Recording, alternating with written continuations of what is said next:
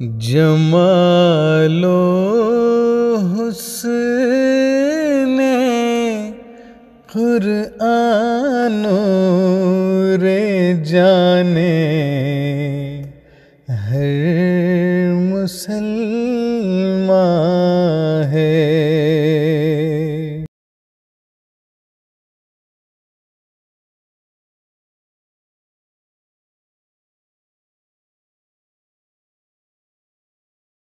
اعوذ باللہ من الشیطان الرجیم، بسم اللہ الرحمن الرحیم۔ معزز سامعین و ناظرین، السلام علیکم ورحمۃ اللہ وبرکاتہ۔ شعور و آگہی کے اس یوٹیوب چینل پہ آپ سب کو خوش آمدید۔ آج کے پروگرام میں ہم آپ کی خدمت میں قرآن کریم کا تعارف پیش کریں گے۔ اس تعارف کا نام سن کے شاید آپ کے ذہن میں یہ سوال ابھرے کہ قرآن کا تعارف تو سب جانتے ہیں کہ یہ اللہ کی کتاب ہے، اللہ کی شریعت ہے، آخری شریعت ہے، حضرت صلی اللہ علیہ وسلم کی ذات بابرکات پر اتری، مکمل ضابطہ حیات ہے، اس کی 114 صورتیں ہیں اور 23 پارے ہیں، اور 23 سال کے عرصے میں یہ کتاب نازل ہوئی۔ اب یہ تو ہو گیا اس کا ایک عام تعارف، ہے۔ اس کا ایک خاص تعارف ہے جو کہ قرآن کریم خود اپنی زبان سے لوگوں کو کرواتا ہے۔ جہاں جہاں بھی قرآن کریم اپنے تعارف میں کوئی بات بیان کرتا ہے، وہاں وہاں آپ دیکھیں گے کہ اپنے صرف دعوے کی بات نہیں کرتا بلکہ دعوے کے ساتھ دلیل بھی دیتا ہے۔ مثلا قرآن کے شروع میں ہم دیکھتے ہیں اللہ تعالیٰ بیان فرماتا ہے کہ ذالک الکتاب لا ریب فیہ۔ ذالک الکتاب، یہ ایک کتاب ہے۔ دنیا میں ہزاروں کتابیں ہیں، ہزاروں کتابیں قرآن سے پہلے بھی موجود تھیں، کسی بھی صورت میں، مخطوطے کی صورت میں، دستاویز کی صورت میں، یا بعض الہامی کتابیں بھی موجود تھیں، بعض لوگوں کے سینوں میں دفن تھیں، بعض لوگ سینہ بسینہ نسلاً بعد نسلن اس کو پڑھتے، اس کے اوپر عمل کرتے چلے آتے تھے۔ اور قرآن کریم کے بعد قرآن کی برکت سے تو لاکھوں کروڑوں اربوں کتابیں لکھی گئی ہیں اور لکھی جاتی رہی ہیں، آج بھی لکھی جا رہی ہیں اور آئندہ بھی لکھی جاتی رہیں گی۔ فرق کیا ہے؟ سوال پیدا ہوتا ہے کہ خصوصیت کیا ہے؟ تو اس کی خصوصیت اللہ تعالیٰ نے یہ بیان فرمائی کہ یہ کتاب ایسی ہے لا ریب فیہ، اس میں کسی قسم کا شک، کسی قسم کی ہلاکت نہیں ہے۔ اچھا، اگر شک نہیں ہے، ہلاکت نہیں ہے، تو پھر اس میں کیا ہے؟ بینیفٹ کیا ہے؟ فائدہ کیا ہے؟ ایک چیز مضر ہو سکتی ہے مگر اسی وقت وہ فائدہ رساں نہیں ہو سکتی، اور بعض چیزیں ایسی ہوتی ہیں جو کہ مضر نہیں ہوتی مگر فائدہ رساں ہوتی ہیں۔ اللہ فرماتا ہے لا ریب فیہ، اس میں کوئی شک نہیں، کوئی ہلاکت نہیں، ھدی للمتقین، متقیوں کے لیے ہدایت کا سامان رکھتی ہے۔ اس کا فائدہ ساتھ بیان فرمایا، صرف دعویٰ نہیں فرمایا بلکہ ساتھ دلیل دی کہ اس کو پڑھ کر تم ہدایت پا جاؤ گے۔ اچھا، دوسرا سوال یہ پیدا ہونا چاہیے قرآن کریم کھول کے جب ہم اس کی تلاوت شروع کرتے ہیں یا پڑھتے ہیں، سمجھتے ہیں، دوسرا سوال یہ پیدا ہونا چاہیے کہ یہ ہدایت بنی کیسے؟ کیا یہ خود ہدایت پہ قائم ہے؟ اس کی ہدایت پہ قائم رہنے یا اس کے ہدایت پہ قیام کے لیے دلیل کیا ہے؟ کیونکہ جو خود ہدایت پہ قائم ہوتا ہے وہی دوسروں کو ہدایت پہ قائم کر سکتا ہے۔ جو خود ہدایت پہ قائم نہ ہو وہ دوسروں کو ہدایت دے ہی نہیں سکتا، کیونکہ وہ خود ضلالت کے اوپر قائم ہوتا ہے، اور جو ضلالت کے اوپر قائم ہوتا ہے وہ ہدایت نہیں دے سکتا۔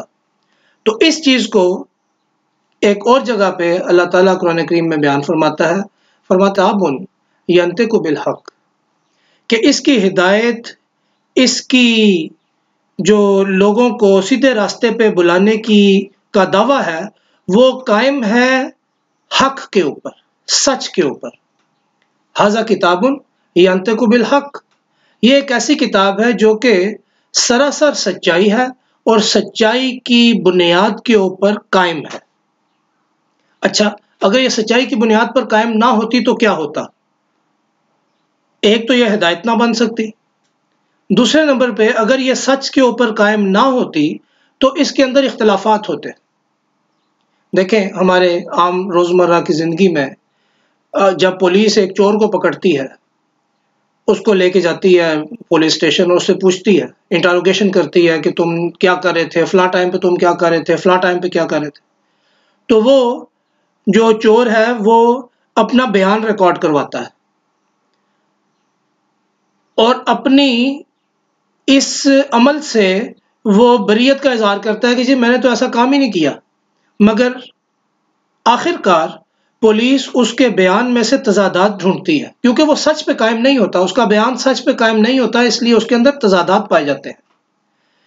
اسی بات کو قرآن کریم نے ایک اور جگہ اس طرح حل فرمایا کہ وَلَوْ كَانَ مِنْ عِنْدِ غَيْرِ اللَّهِ لَوَجَدُوا فِيهِ اخْتِلَافًا كَثِيرًا، اللہ کے بغیر ہوتی، سچ نہ بیان کر رہی ہوتی، ہدایت کا موجب، ہدایت کا ذریعہ نہ ہوتی تو کیا ہوتا؟ اس کے اندر اختلافات ہوتے، اس کے اندر ایسی باتیں ہوتی جو کہ انسانی عقل ہدایت کے طلبگار ہونے کے ساتھ ساتھ کبھی بھی اس کو نہ مانتی اور نہ اس کے اوپر عمل کرتی۔ پھر ایک اور سوال پیدا ہوتا ہے اس کے تعارف میں کہ کیا یہ کتاب اپنے ہی مندرجات کو درست سمجھتی ہے، اپنے ہی دعوی کو درست سمجھتی ہے، اپنی ہی باتوں کو درست سمجھتی ہے، اور کیا یہ کہتی ہے کہ دوسری ساری کتابیں یا دوسری الہامی کتابیں غلط ہیں یا درست نہیں ہیں؟ ہرگز نہیں۔ قرآن فرماتا ہے فیہا کتب قیمہ، دنیا کی تمام سچائیاں، تمام ثابت شدہ حقیقتیں، تمام علوم اور وہ علوم جس بنیاد پر قائم ہے، یہ کتاب اس کے ساتھ مطابقت رکھتی ہے، یہ کتاب اس کو نگیٹ نہیں کرتی، یہ کتاب اس کے مخالف رویہ رکھتی ہے اور نہ ہی رکھنے دے سکتی ہے۔ اس کی وجہ یہ ہے کہ جو علوم ہیں وہ سرچشمہ علوم سے آئے ہیں، وہ سرچشمہ اللہ تعالیٰ کی ذات ہے، اور یہ کتاب کیونکہ اس کا دعویٰ ہے کہ یہ خدا تعالیٰ کی طرف سے ہے، حضرت صلی اللہ علیہ وسلم کا دعویٰ تھا کہ یہ کتاب خدا تعالیٰ نے میرے اوپر نازل فرمائی ہے، تو جو خدا اس کتاب کا نازل کنندہ ہے وہی خدا علوم کا سرچشمہ ہے، تو اللہ تعالیٰ کے علم میں جو کہ اس نے انسانوں کو دیا اور اس کتاب میں کوئی تضاد ہو سکتا ہی نہیں ہے۔ یہ دونوں ایک بڑی زبردست ہم آہنگی کے ساتھ آگے چلتے ہیں۔ اس ضمن میں دوسری بات میں بیان کروں گا کہ یہ کتاب اپنے سے پچھلی کتابوں یعنی کہ تورات، زبور، انجیل، صحف موسیٰ، صحف ابراہیم یا جتنے بھی صحف جن کا ذکر ہمیں ملتا ہے تاریخ کی اوراق میں، ان کے بارے میں یہ بیان فرماتی ہے کہ وہ سارے کے سارے ہدایت پہ نہ بھی ہوں، کیونکہ ان کے ساتھ حفاظت کا کوئی وعدہ نہیں تھا، کئی دفعہ وہ جلائے گئے، کئی دفعہ دوبارہ ان کو اکٹھا کیا گیا۔ فرماتی ہے فیہا ہدن و نور، ان صحیفوں میں، ان کتابوں میں، ان الہامی دستاویزات میں ہدایت بھی کہیں کہیں آپ کو نظر آئے گی اور روشنی بھی نظر آئے گی، نور بھی نظر آئے گا۔ تو اس لیے ہمیں جو علم یا جو ہدایت باقی صحیفوں سے مل سکتی ہے، قرآن اس کو روکتا نہیں ہے، بلکہ فرماتا ہے کہ ادھر بھی تمہیں اللہ تعالیٰ کی طرف سے ہدایت ملے گی، مگر یہ جو صحیفہ ہے اس کے اندر تمام ہدایتیں جمع کر دی جا چکی ہیں۔ پھر آگے چلتے ہیں۔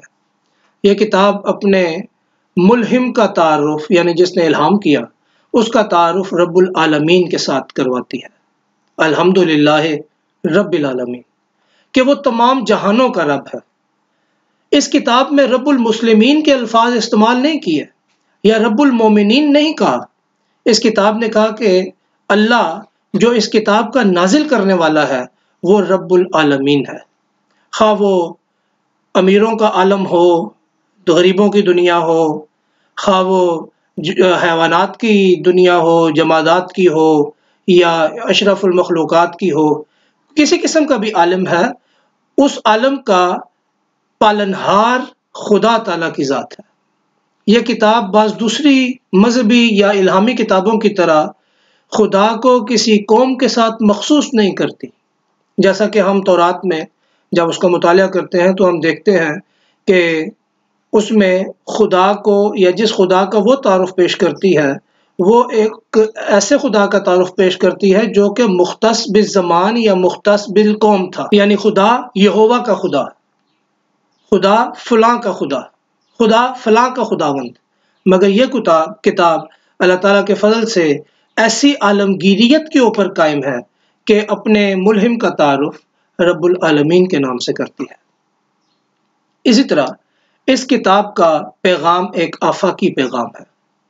یہ کتاب کسی قوم کے ساتھ مخصوص نہیں ہے، جیسا کہ اس سے پہلے کی نازل شدہ کتابیں بنو اسرائیل کے لیے مخصوص تھی۔ بعض حضرت موسیٰ علیہ السلام کے اوپر نازل ہونے والی کتاب تورات جو تھی وہ بنو اسرائیل کے لیے مخصوص تھی۔ ایسے ہی حضرت عیسیٰ علیہ السلام کی جو خوشخبریوں کے اوپر مشتمل انجیل ہے وہ بھی ایسے ہی تھی۔ مگر یہ کتاب ایک آفاقی کتاب ہے، اور یہ دعویٰ اس کتاب کا قرآن کریم کی ایک آیت میں ملتا ہے۔ وہ یہ ہے کہ لِأُنذِرَكُمْ بِهِ وَمَنْ بَلَغَ، کہ یہ کتاب اسرائیلیوں یا اسماعیلیوں کے لیے نہیں ہے، یہ کتاب ہر اس انسان کے لیے ہے جس تک اس کتاب کا پیغام پہنچے گا۔